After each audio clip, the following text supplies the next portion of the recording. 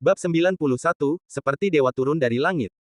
Sun Shaogang berbalik dan berkata dengan marah, Chen Feiyu, apalagi yang ingin kamu lakukan? Ini sangat sederhana. Itu telah membuang-buang waktuku dan merusak suasana hatiku. Minta maaf padaku, jika tidak, jangan pernah berpikir untuk pergi dari sini. Kata Chen Feiyu ringan. Semua orang kembali gempar. Chen Feiyu terlalu sombong, dia mematahkan kaki Sun Shaohui dan sekarang dia ingin keluarga Sun meminta maaf padanya. Sial, aku belum pernah melihat orang sombong seperti itu. Sun Shaogang mengepalkan tinjunya dan berkata dengan marah, Chen Feiyu, jangan terlalu banyak menindas orang lain. Chen Feiyu tersenyum menghina, ini konyol, kamu benar-benar mengatakan bahwa aku terlalu banyak menindas orang lain. Kakak idiotmu mengancamku tanpa alasan, bukankah itu termasuk terlalu banyak menindas orang lain? Banyak sekali dari kalian yang datang menggangguku hari ini. Bukankah terlalu berlebihan menindas orang lain? Jika itu adalah orang biasa, dia mungkin telah dibunuh olehmu. Bukankah terlalu berlebihan untuk menindas orang lain?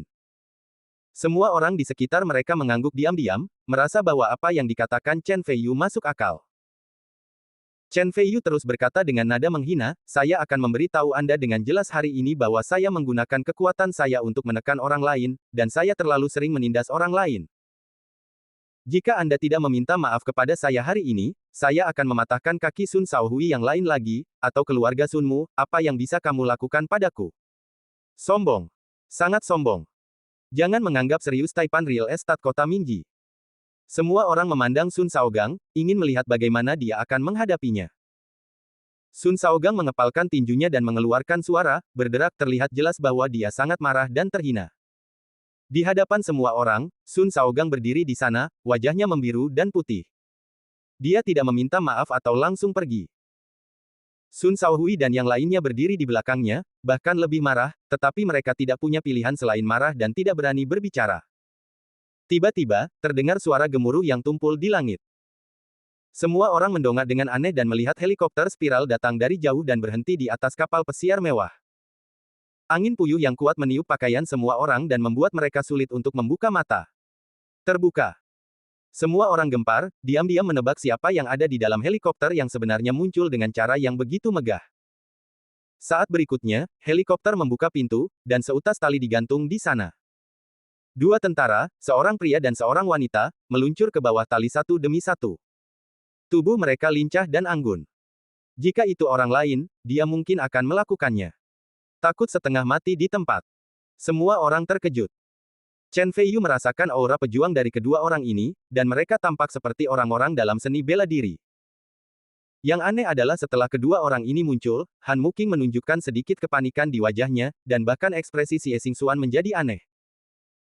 Pada saat ini, ketika mereka masih berada sekitar 10 meter di atas tanah, kedua prajurit itu melepaskan diri dan melompat turun, mendarat dengan kokoh di geladak. Seperti dewa, turun dari langit. Semua orang tercengang. Kalian pasti tahu kalau ketinggian lebih dari 10 meter itu hampir setinggi gedung berlantai 5. Jika orang biasa melompat turun, ia akan lumpuh meski tidak jatuh hingga mati. Namun, tidak terjadi apa-apa. Kepada dua orang ini, mereka terlihat santai dan nyaman. Sungguh mengerikan. Namun, setelah melihat orang itu dengan jelas, mereka semua menunjukkan ekspresi kesadaran. Ternyata itu dia. Dia kembali. Ada sesuatu yang bagus untuk ditonton kali ini. Sun Shaogang memandang Chen Feiyu dan Han Muking dengan ekspresi lucu. Kedua prajurit itu, seorang pria dan seorang wanita, sama-sama muda, berusia sekitar 20-an, dan pria itu tinggi, tampan, dan heroik, sedangkan wanita itu cantik, dingin, dan sombong, dan penampilannya tidak kalah dengan Han Muking di semua. Melihat lencana militer yang disandang di pundak mereka, 2 bintang dan 1 batang sama-sama berpangkat letnan. Letnan muda seperti itu masih jarang ditemukan bahkan di China yang penuh dengan talenta, yang menunjukkan bahwa keduanya memiliki masa depan cerah. Saudaraku, kenapa kamu kembali? Xie Xingxuan bertanya dengan heran. Pria itu adalah Xie Xingjun, putra tertua dari paman kedua Xie Xingxuan, dan juga sepupu Xie Xingxuan. Xie Xingjun mendengus dingin dan berkata, jika aku tidak pernah kembali, aku bahkan tidak akan tahu bahwa wanita itu dibawa pergi. Begitu dia mengatakan ini, semua orang tiba-tiba menyadari bahwa mereka telah lama mendengar bahwa Xie Xingjun sedang mengejar Han Muking. Dan sekarang Han Muking menjadi wanita Chen Feiyu. Tampaknya Xie Xingjun tiba-tiba kembali dari militer untuk menanyainya tentang masalah ini. Chen Feiyu benar-benar dalam masalah kali ini. Semua orang memandang Chen Feiyu dengan ekspresi sombong. Baru saja, Xie Xingxuan membela Chen Feiyu, dan Chen Feiyu mampu menekan Sun Shaogang. Sekarang Xie Xingjun datang untuk menanyainya, dan Chen Feiyu hanyalah orang luar. Tidak peduli seberapa baik hubungannya, Xie Xingxuan hanya bisa membantu satu sama lain. Tanpa dukungan Xie Xingxuan, bagaimana Chen Feiyu bisa begitu sombong? Bab 92, siapa yang kamu pilih? Sun Shaogang, He Chao dan yang lainnya tertawa menghina, bersiap untuk menonton pertunjukan anjing makan anjing. Zhou Ruoihua juga tidak optimis terhadap Chen Feiyu, dan tampak khawatir. Han Muqing menjadi lebih gugup dan panik, dan dengan cepat menatap Chen Feiyu, takut dia akan salah paham. Jangan khawatir, aku akan mengurus semuanya, Chen Feiyu tersenyum dan menyuruhnya untuk santai. Han Muqing santai dan bersenandung lembut, terlihat sangat berperilaku baik. Wajah Xie Xingjun menjadi gelap, matanya menyala karena cemburu, dan dia berkata dengan dingin, apakah kamu Chen Feiyu? Tentu saja, kata Chen Feiyu. Xie Xingjun memandang Chen Feiyu, dengan rasa jijik terpancar di matanya, dan berkata, kalau begitu, apakah kamu tahu siapa aku? Tentu saja. Lalu tahukah kamu bahwa Han Muqing adalah wanita yang aku, Xie Xingjun, sukai? Tentu saja.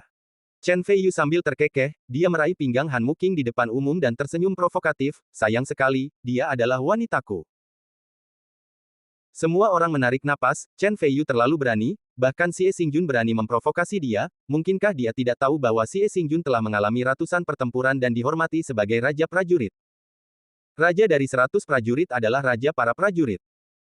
Kamu benar-benar tidak tahu bagaimana hidup atau mati.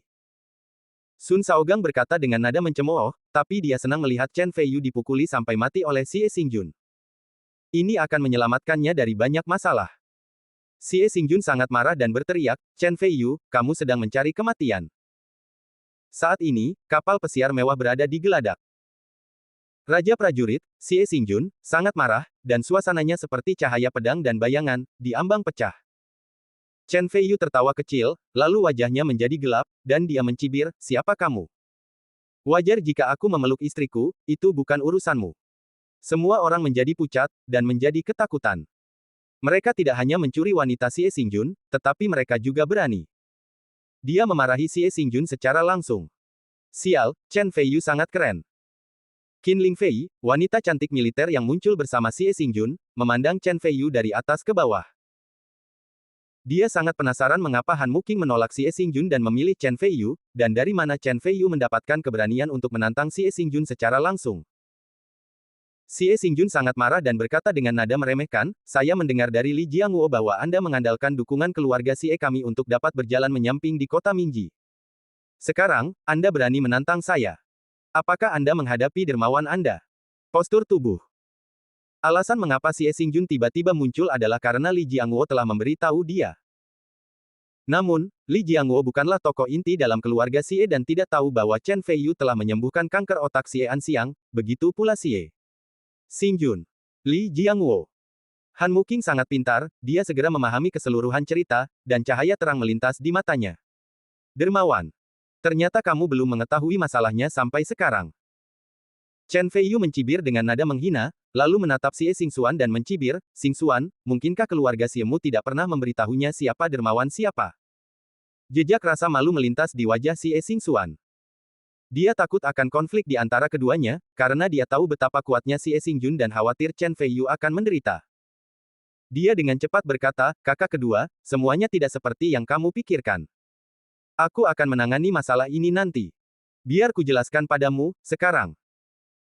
Sebelum dia bisa menyelesaikan kata-katanya, Xie Xingjun sudah memarahi, diam, ini antara dia dan aku, adik perempuan, jika kamu masih berpikir bahwa aku adalah saudara laki-lakimu yang kedua, kamu akan berdiri saja dengan patuh dan perhatikan bagaimana aku mengajari penjahat yang tidak tahu berterima kasih ini.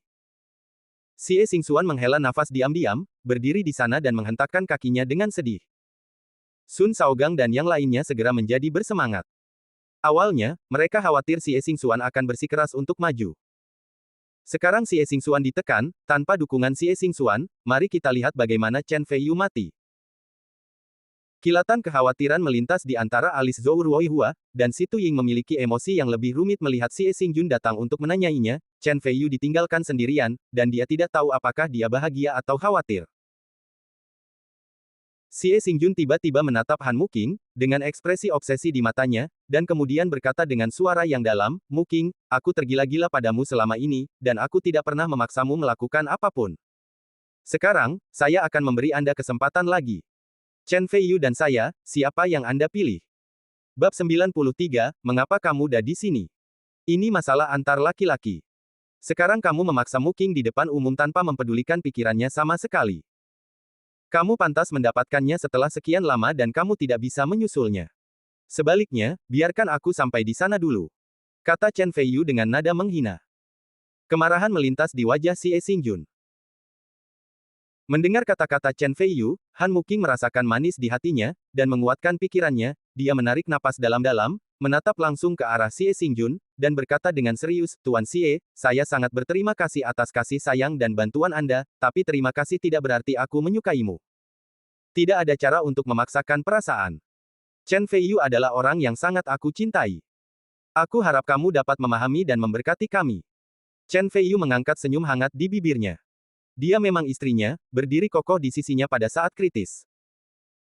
Wajah Xie Xingjun berubah drastis, dengan rasa sakit, kesedihan, kecemburuan dan emosi lainnya bercampur di matanya, dan akhirnya berubah menjadi kemarahan.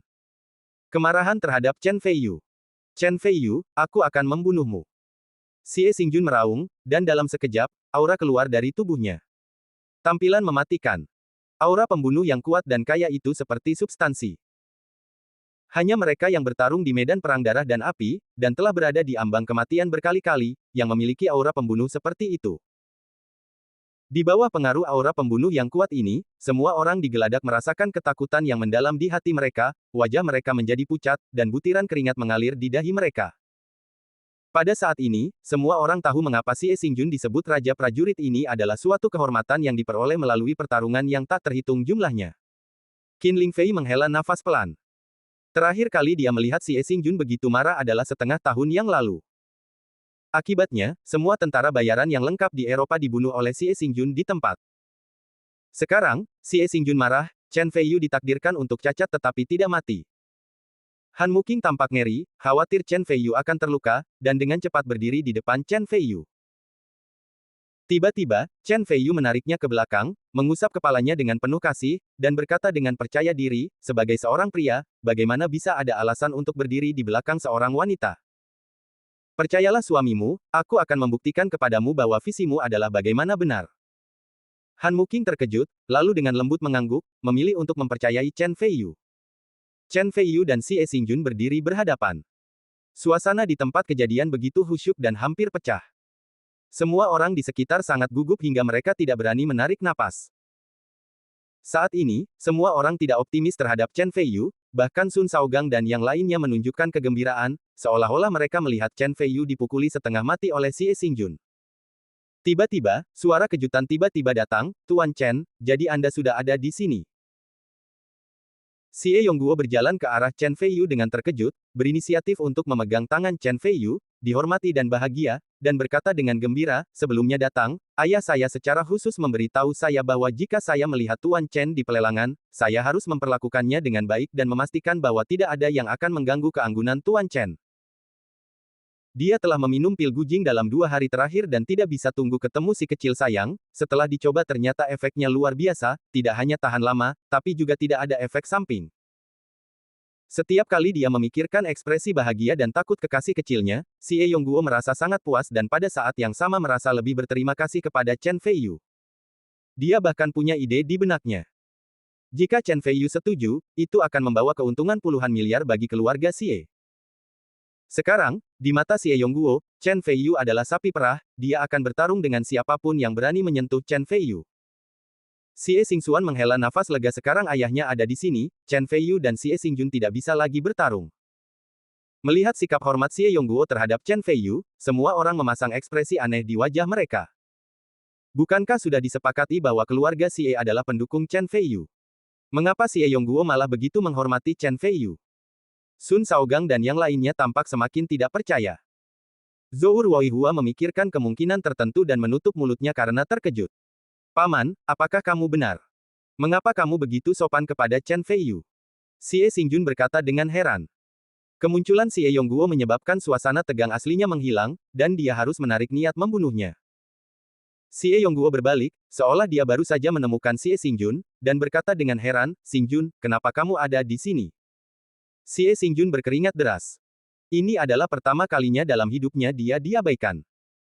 Semua orang bahkan lebih terkejut, yang menunjukkan bahwa di mata Xie Yongguo, hanya Chen Feiyu yang sekarang. Bab 94, Pertempuran. Han Muking senang dan bangga, menatap Chen Feiyu dengan mata penuh kekaguman.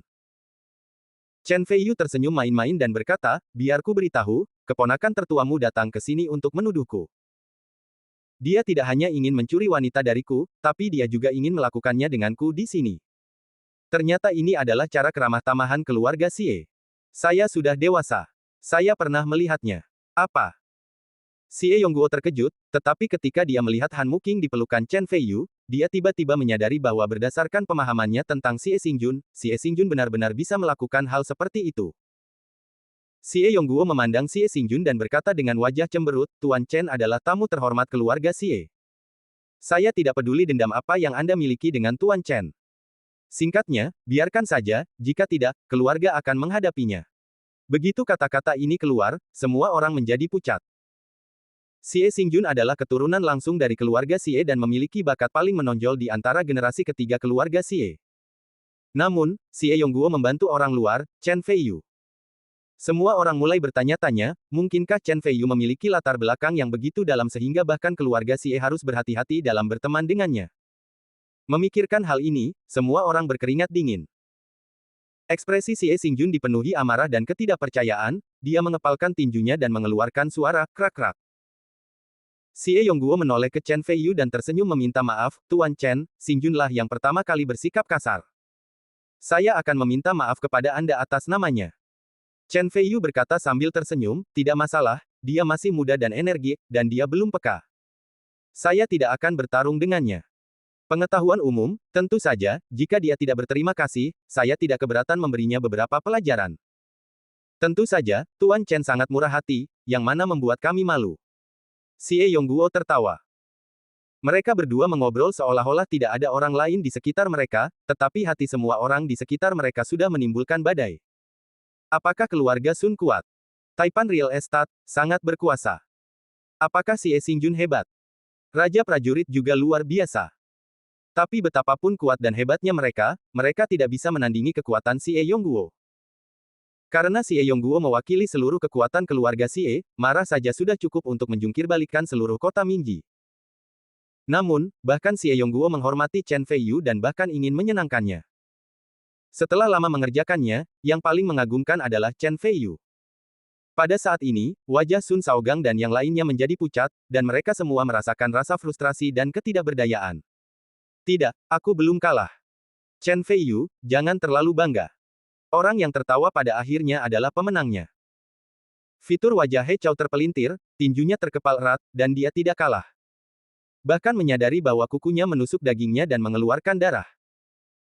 Zhou Ruoihua bahkan lebih bahagia, dia awalnya berpikir bahwa Chen Feiyu dan Xie Xingxuan memiliki hubungan yang baik, tetapi dia tidak pernah menyangka bahwa Chen Feiyu akan mengejutkannya lagi dan lagi. "Tuan Chen, bagaimana kalau saya menemani Anda melihat barang lelang nanti?" Xie Yongguo terkekeh. Mata Chen Feiyu berbinar dan dia berkata, "Oke, ayo pergi." Xie Yongguo mengulurkan tangannya untuk memberi isyarat undangan, dan kemudian memimpin jalan.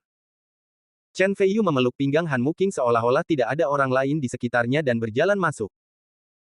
Tiba-tiba, Xie Xingjun berkata dengan marah, "Chen Feiyu, jika kamu masih laki-laki, apakah kamu berani menerima tantanganku?" Badai mulai lagi, dan semua orang menjadi gugup lagi. Chen Feiyu berbalik dan berkata, "Mengapa tidak berani?" Xie Xingjun mencibir, "Dalam 3 hari, di tepi pantai Binhai, aku akan memberi tahu Muking siapa orang kuat sebenarnya. San. 3 hari nanti, di tepi pantai Binhai, saya akan membiarkan Anda memahami kesenjangan antara Anda dan saya." Chen Feiyu berdiri dengan bangga. Qin Lingfei menggelengkan kepalanya diam-diam. Xie Xingjun sudah menjadi master dalam tahap awal Tongyu. Duel dengan Xie Xingjun, Chen Feiyu benar-benar mencari kematian. Bab 95, Buku Surga Tanpa Kata. "Tuan Chen, ini adalah Ode to the Luozen, oleh Gu Kaizi. Ini menggunakan lukisan untuk menggambarkan pertemuan Cao Zi dengan Luozen di tepi sungai Luoshui. Ini adalah sebuah mahakarya. Tentu saja, ini adalah salinan dari dinasti Song, tetapi juga sangat berharga. Dan Xie Xingjun setelah pertarungan, Chen Feiyu datang ke ruang pameran barang lelang. Han Muqing mengikutinya dan Xie Yongguo memperkenalkannya. Adapun Xie Xingxuan, dia sudah kembali untuk menenangkan Xie Xingjun. Melihat Luo Shenfutu di lemari kaca, ekspresi Chen Feiyu tetap tidak berubah, dia menjawab dengan ringan dan terus berjalan ke depan. Tujuannya sangat jelas, yaitu membeli ramuan obat yang berharga untuk memurnikan ramuan dan menerobos kemacetannya sendiri. Saat Chen Feiyu berjalan, Xie Yongguo memperkenalkan. Ini adalah pedang perunggu dari dinasti Zhou Barat. Telah dipulihkan oleh para ahli. Dingin dan sangat tajam. Ini adalah giok darah Phoenix yang digali dari San Xingdui. Setelah ribuan tahun, tubuh gioknya telah berubah menjadi merah darah. Itu bisa disebut tak ternilai. Ini adalah periode Hongwu. Chen Feiyu berjalan maju bahkan tanpa melihat peninggalan budaya yang berharga ini di mata orang lain.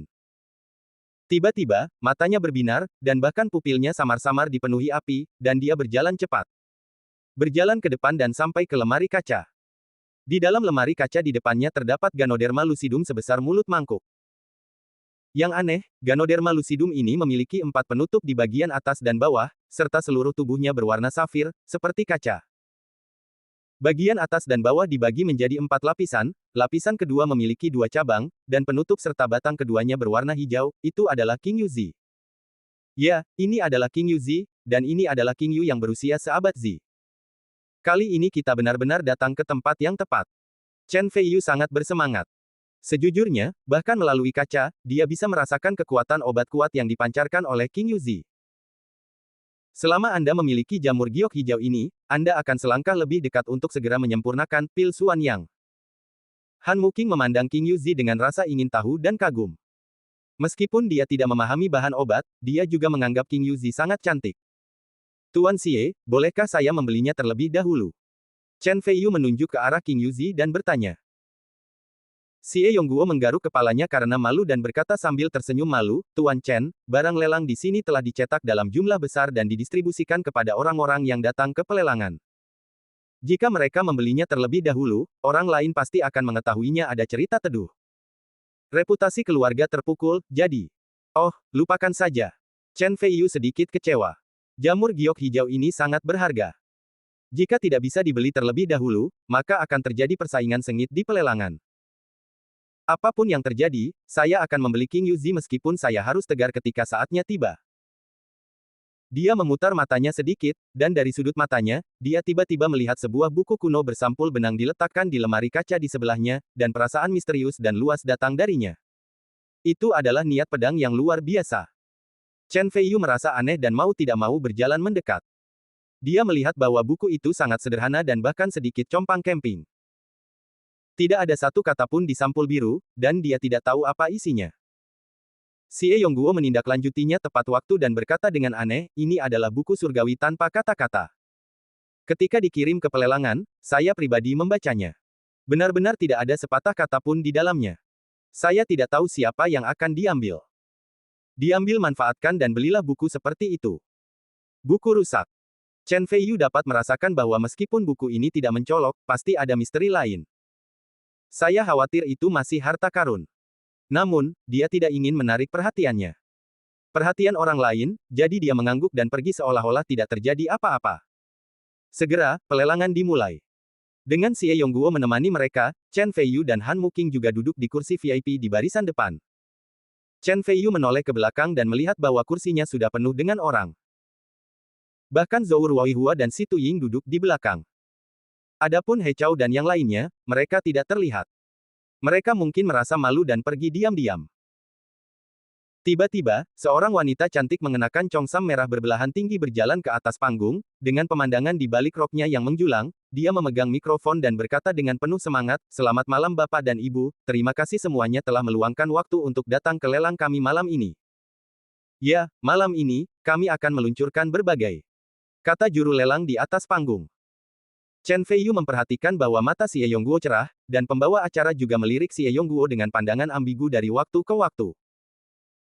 Setelah Chen Feiyu memikirkannya sebentar, dia mengerti bahwa sepertinya Xie Yongguo tertarik pada juru lelang cantik ini dan ingin mengubahnya menjadi kekasihnya, atau salah satu kekasihnya. Ketika Xie Yongguo melihat tatapan ambigu Chen Feiyu, wajahnya memerah dan dia menunjukkan senyuman yang hanya bisa dipahami oleh pria. Tak lama kemudian, pelelangan resmi dimulai. Barang lelang pertama adalah segel giok yang diukir oleh Su Dongpo sendiri, dengan harga mulai 3 juta koin Tiongkok. Chen Feiyu tidak tertarik dengan hal ini, dan tiba-tiba memikirkan sebuah pertanyaan dan bertanya, Tuan Xie, ada CEO perusahaan milik negara bernama He Tianan di kota Mingji. Bab 96.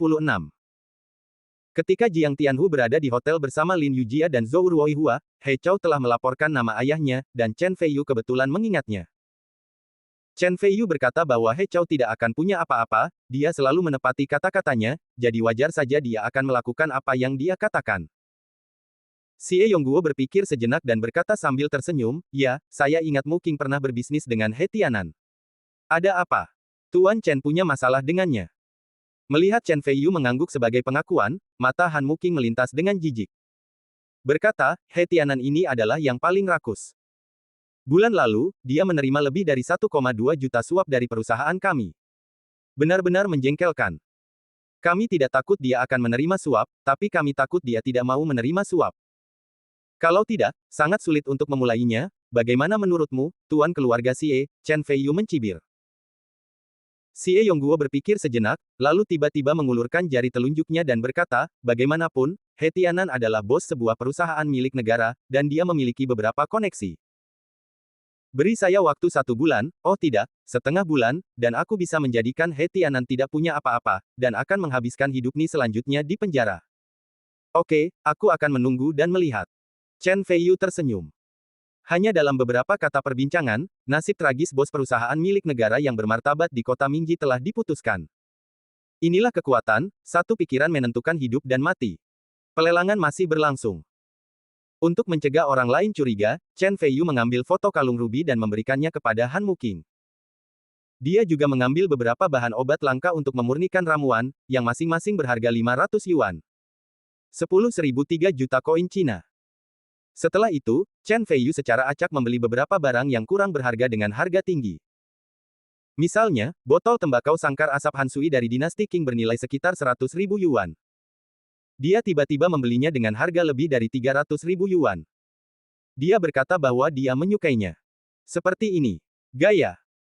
Di mata orang-orang di sekitarnya, Chen Feiyu telah menjadi anak yang tidak berpendidikan dan hilang. Segera, buku surgawi tanpa kata, ditempatkan di meja lelang, dan Chen Feiyu menjadi energi. Ini adalah buku surgawi tanpa kata, yang asli. Tidak ada satu kata pun di dalamnya. Harga cadangan mulai dari 5 juta. Juru lelang cantik juga menganggap itu tidak masuk akal dan tidak memperkenalkan banyak tentang buku surgawi tanpa kata ini. Ekspresinya agak mengerikan. Canggung. Tiba-tiba, semua penonton mulai berbisik. Buku surgawi tanpa kata, macam apa ini? Harga awalnya adalah 5 juta koin Tiongkok. Apakah menurut Anda itu adalah buku ilahi yang mencatat rahasia surgawi?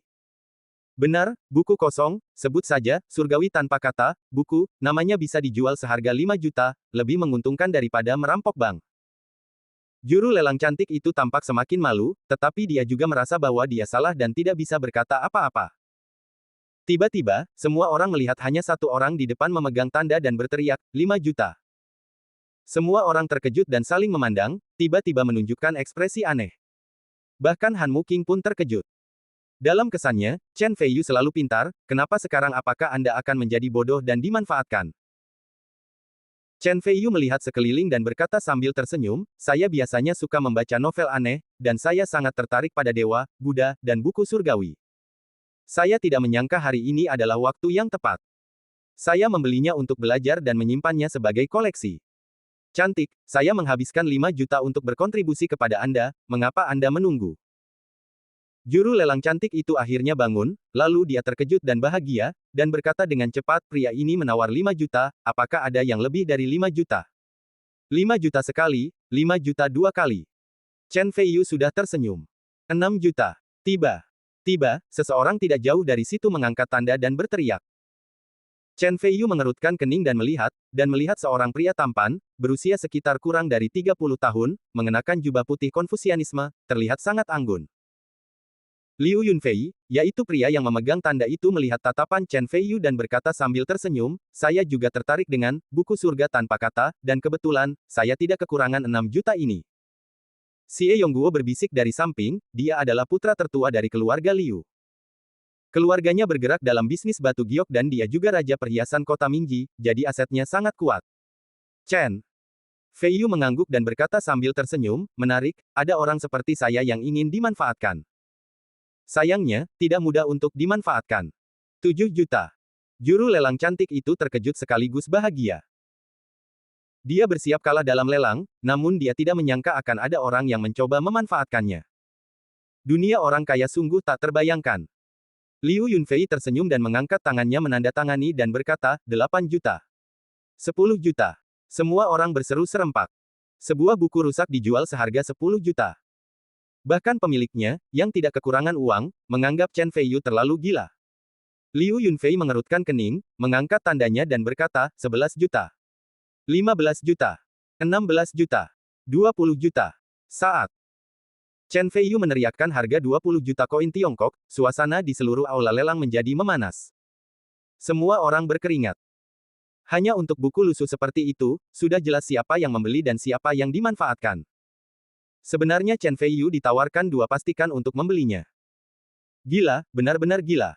Bab 97, musuh bertemu di jalan sempit. Liu Yunfei juga merasa malu, meskipun dia kaya, dia merasa menghabiskan 20 juta untuk sebuah buku yang tidak berguna tidak ada gunanya.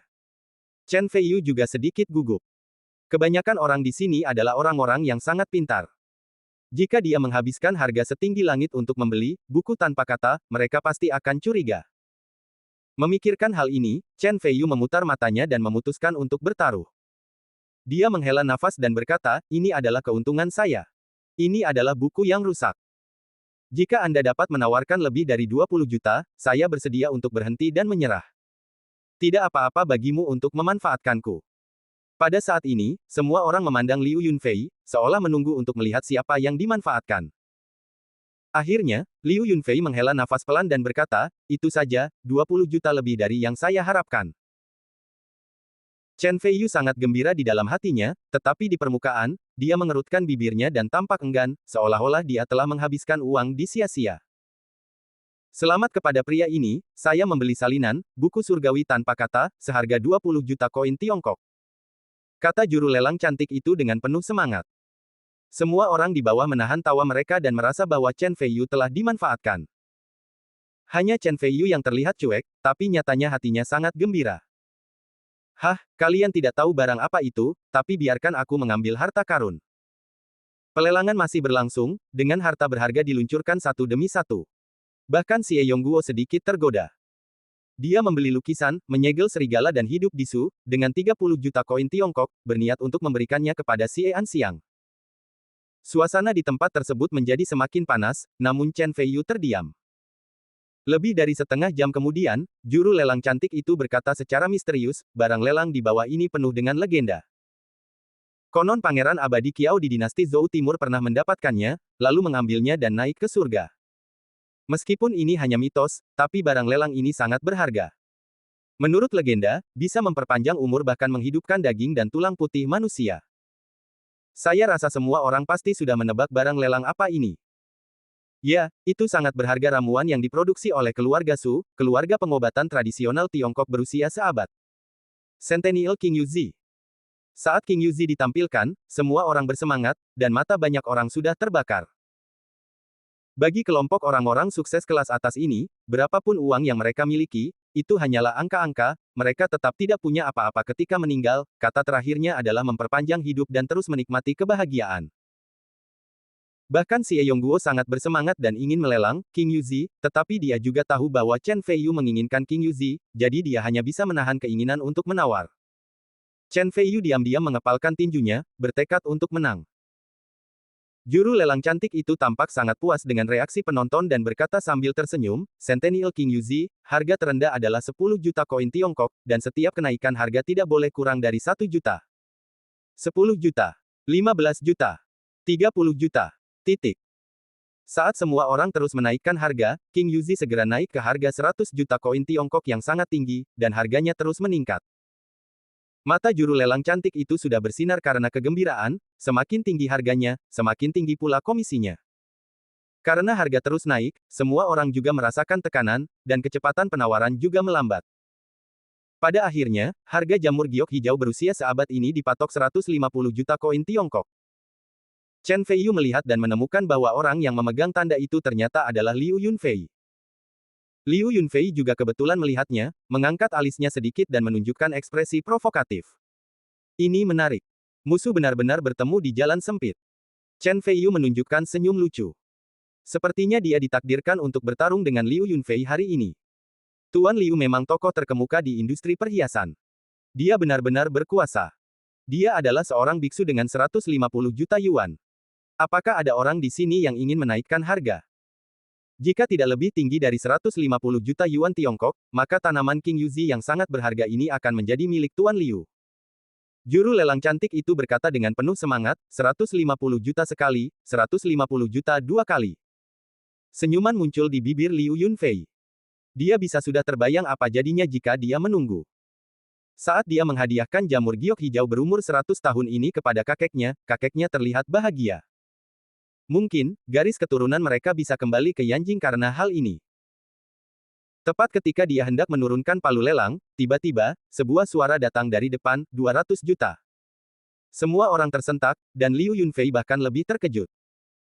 Walaupun jamur giok hijau berumur seabad itu berharga, namun hanya merupakan produk kesehatan yang baik, walaupun penggantinya tidak banyak, jumlahnya tidak banyak, dan nilainya sama sekali tidak 200 juta. Tetapi ketika semua orang melihat dengan jelas bahwa Chen Feiyu yang menyebutkan harganya, mereka semua menunjukkan ekspresi heran. Ternyata dia adalah anak yang hilang. Bab 98, maukah Anda melakukan kesepakatan ini? 200 juta, ya Tuhan, pria ini menawar 200 juta. Apakah ada yang lebih tinggi dari 200 juta? Suara juru lelang cantik itu bergetar karena kegembiraan, dan dia menatap Liu Yunfei. Liu Yunfei mengerutkan kening, menatap Chen Feiyu, dan berteriak, 210 juta. Semua orang kembali gempar. Tampaknya Liu Yunfei pasti akan memenangkan King Yuzi. Sebelum juru lelang cantik itu berteriak kegirangan, Chen Feiyu mengangkat plakatnya lagi, 250 juta. Liu Yunfei mencibir dan berkata dengan keras, 260 juta. 300 juta. Saat Chen Feiyu menyelesaikan kata-katanya, seluruh penonton terkejut. Jamur giok hijau dijual dengan tambahan 300 juta koin Tiongkok. Bahkan jika mereka semua adalah orang kaya dan sukses, mereka menganggap Chen Feiyu terlalu gila. Juru lelang cantik itu semakin bersemangat dan berkata dengan lantang, pria ini telah menawarkan harga 300 juta.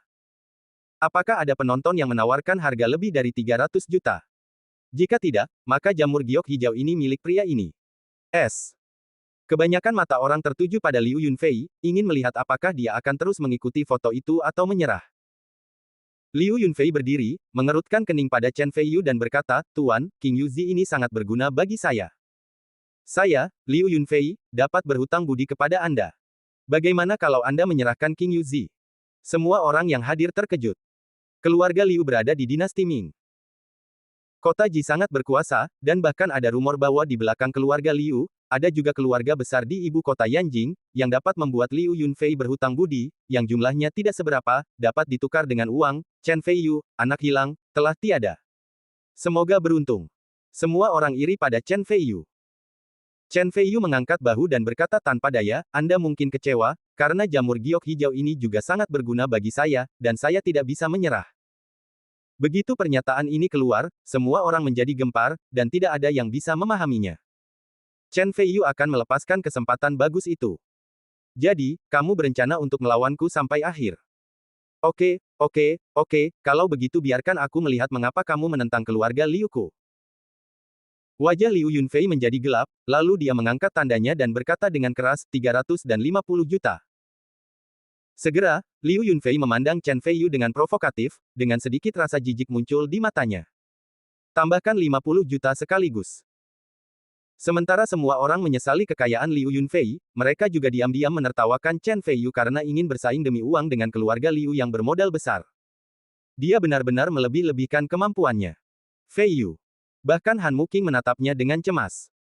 Chen Feiyu tersenyum tipis, mengangkat tandanya dan berkata, 400 juta.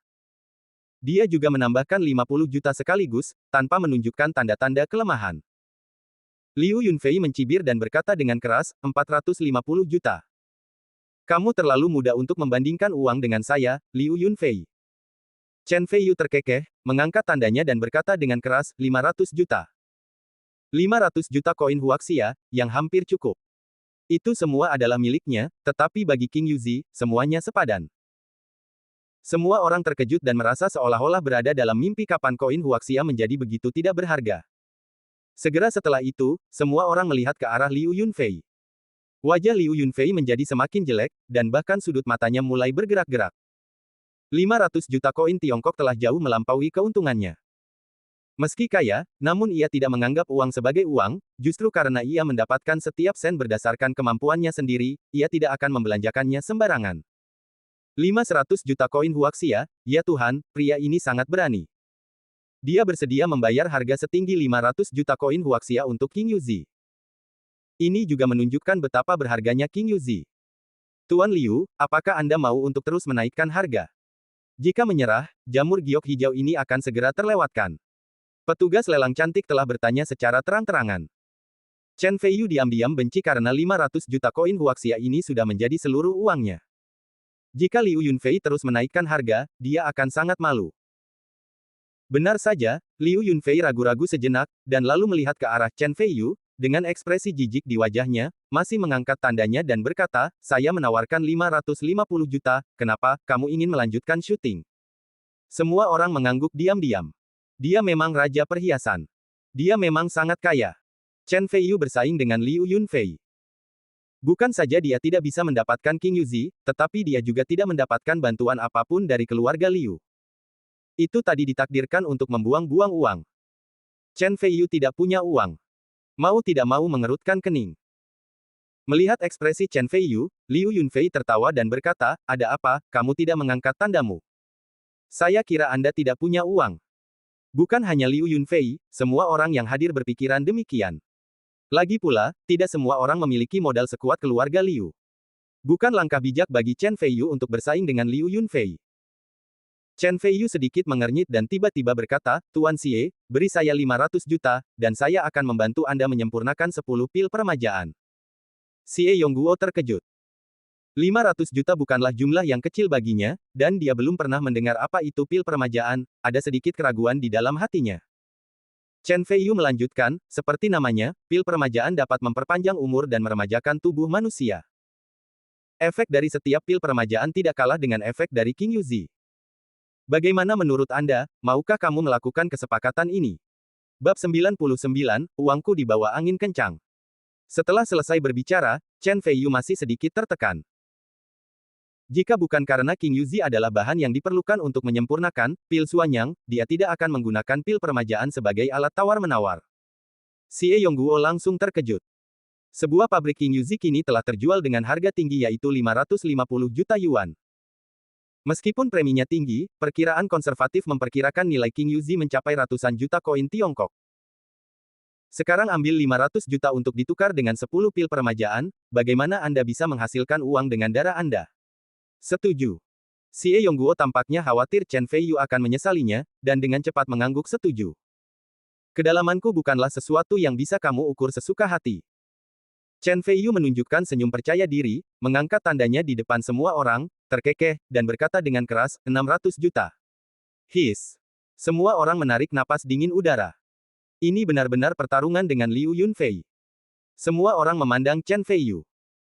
Chen Feiyu melihat sekeliling dan berkata dengan cara yang sangat menjijikkan, ada apa? Saya hanya punya uang dan membeli King Yuzi sebagai permen, bukan? Semua orang berkeringat deras. Wajah Liu Yunfei jelek, dan dahinya dipenuhi keringat dingin. 600 juta, menurut harga pasar, cukup untuk membeli 6 tanaman King Yuzizi. Sial, kapan orang gila seperti itu keluar dari kota Mingji? Mungkinkah? Apakah uang keluarganya sedang badai? Apakah kamu mengikisnya? Tentu saja, uang Chen Feiyu tidak dibawa oleh angin kencang, tetapi sebagai ganti ramuan halus, dan dia bisa memurnikan ramuan ini dengan mudah. Jika Liu Yunfei mengetahuinya, saya ingin tahu apakah dia akan langsung muntah darah. Chen Feiyu mencibir dan berkata dengan nada mencemooh, bukankah kamu sangat sombong sekarang? Mengapa kamu ragu-ragu sekarang? Liu Yunfei mengertakkan gigi, mengangkat tanda itu dengan susah payah, dan berteriak, 610 juta. Juru lelang yang cantik merasa seperti dia akan mati, dia pingsan. Dia telah melakukan ini selama beberapa tahun. Kapan dia pernah menghadapi adegan sebesar ini? Dia berkata dengan penuh semangat, Tuan Liu menjadi biksu dengan biaya 610 juta. Tuan ini, apakah Anda mau untuk melanjutkan dengan saya? King Yuzi memiliki harganya tak ternilai harganya, ini adalah kesempatan sekali seumur hidup, apakah Anda ingin memberikannya kepada orang lain?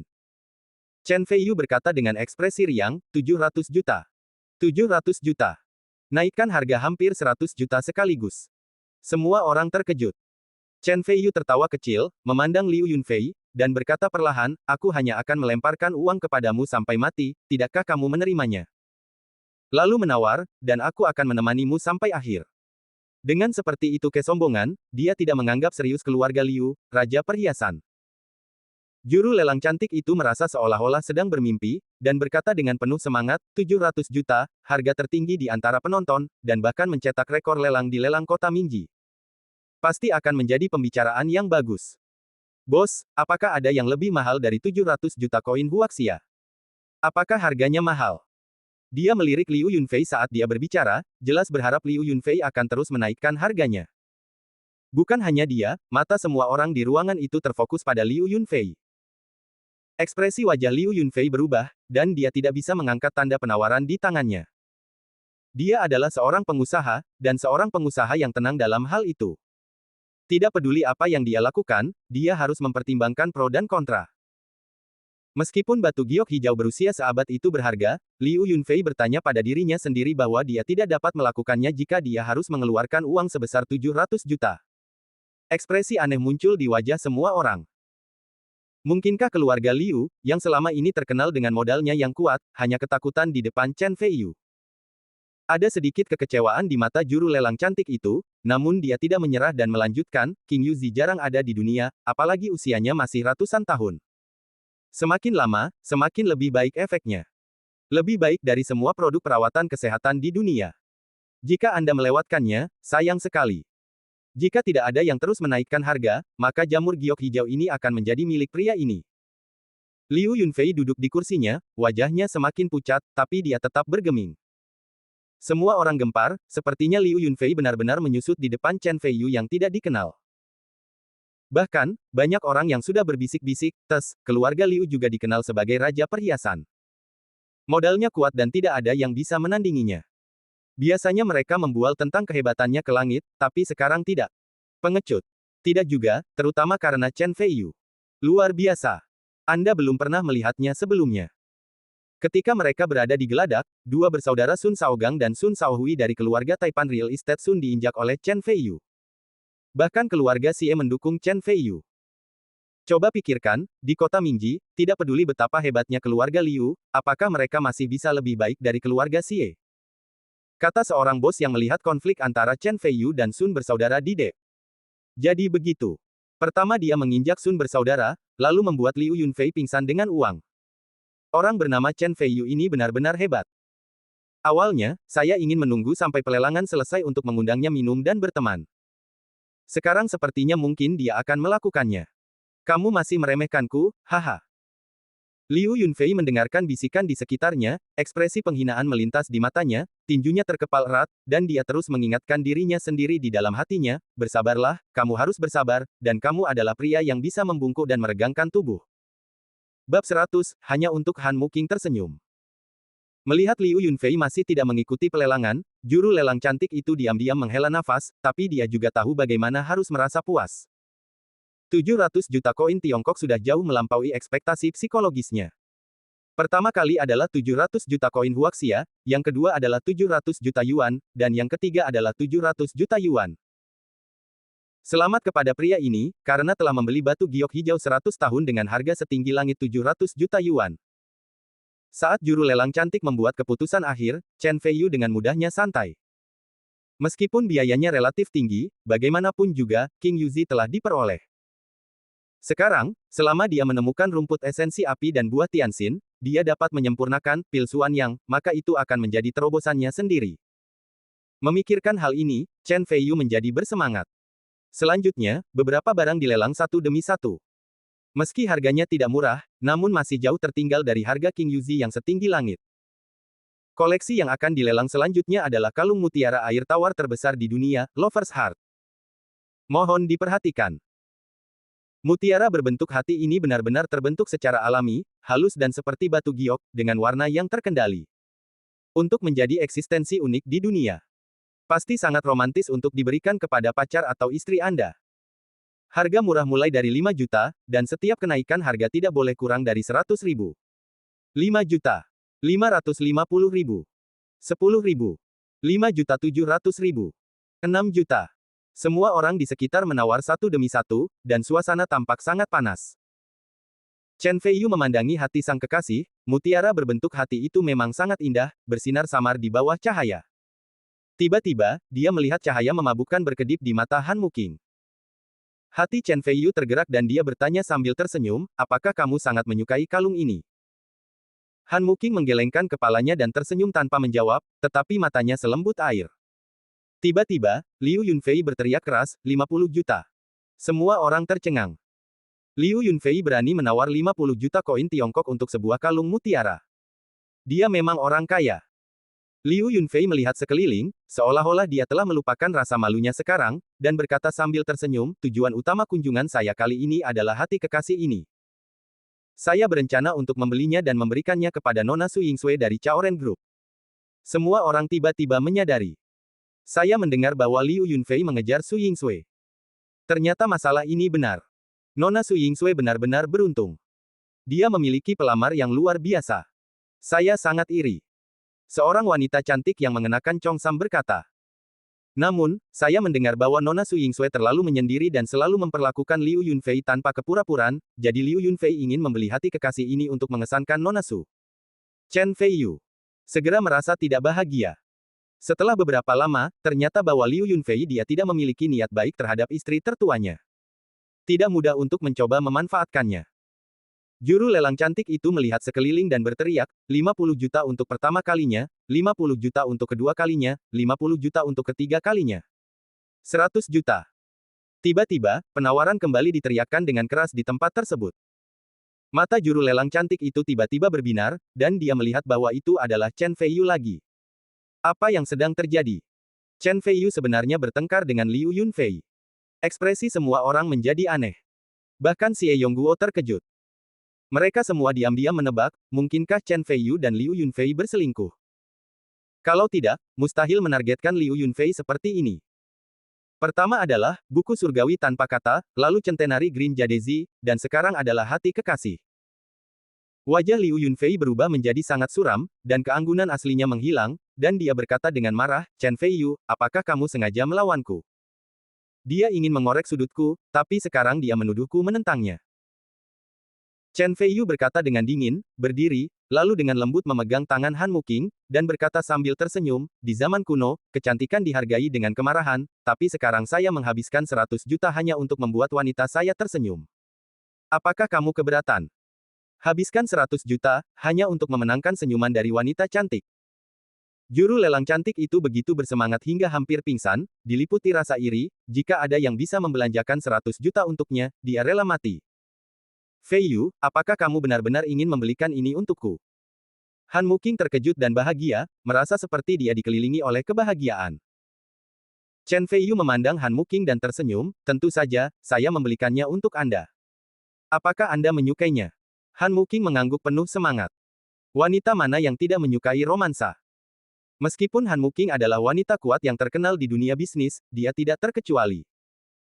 Terlebih lagi, Chen Feiyu masih menjadi kekasihnya, dan dia bisa menghabiskan 100 juta hanya untuk membuatnya tersenyum. Wanita mana yang tidak tergila-gila dengan hal ini? Tiba-tiba, banyak wanita di aula lelang melirik Han Muking dengan iri dan cemburu. Liu Yunfei berkata dengan muram, Chen Feiyu, apakah menurutmu hanya kamu yang menghabiskan 100 juta untuk memenangkan wanita cantik?